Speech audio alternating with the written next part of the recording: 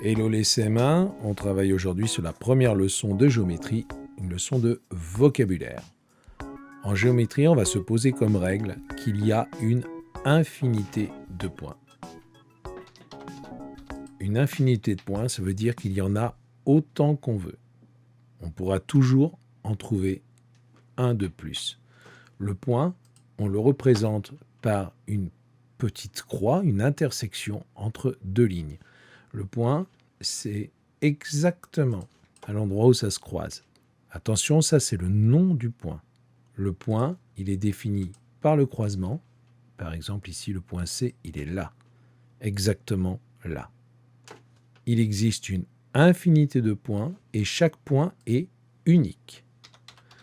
Ce qui veut dire que dans un exercice de géométrie ou dans un travail de géométrie, tu peux choisir autant de points que tu veux, mais à partir du moment où, par exemple, ce point-là, ici, tu l'as appelé C, il ne peut pas y avoir d'autres points C dans l'exercice. C'est le seul point C.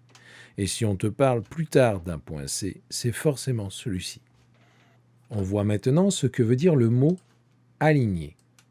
Aligné, ça veut dire être sur la même ligne. Lorsque trois points sont sur une même ligne, on dit qu'ils sont alignés. Ici, par exemple, les points G, C et E sont alignés. Ils sont sur une même ligne. Ce n'est pas le cas des points B, C et D. Regarde, ces points-là ne sont pas alignés. On va pouvoir écrire ici les points G, C et E sont alignés.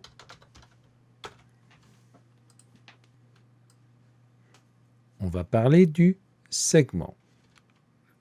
Le segment AB, c'est la ligne qui relie le point A au point B, tu vois. C'est cette portion de ligne. Le segment AB, on le note comme ça. AB avec des crochets. Si tu es sur ton ordinateur, il faut que tu appuies sur Alt-GR et la touche 5 ou degrés pour avoir les crochets. Le segment AB, il a une infinité de points. On a une infinité de points entre A et B, autant qu'on veut. Et si on veut tous les tracer, on trace le segment. On met des crochets pour signaler que le point A et le point B font partie du segment. Tu verras quand tu seras au collège qu'on peut aussi noter un segment comme ça. Et ça, c'est le segment qui va de A à B, mais les points A et B ne sont pas sur le segment. On ne s'en sert pas à l'école primaire. Nous, on se sert bien du segment qui inclut les points A et B. Donc quand tu vois écrit ça, AB avec des crochets, on te parle du segment qui va de A à B, sur lequel il y a le point A et le point B. Ici, le segment AB, il mesure 10 cm. Un segment, on peut le mesurer, puisqu'il a un début et une fin. Et on peut écrire que la distance de AB, elle est de 10 cm. Et on a le droit d'écrire AB égale 10 cm. C'est pratique, mais du coup, il va falloir faire très attention, parce que AB avec des crochets, ça représente un segment, et AB sans les crochets, ça représente une distance. AB, c'est un nombre. C'est la distance qu'il y a entre A et B.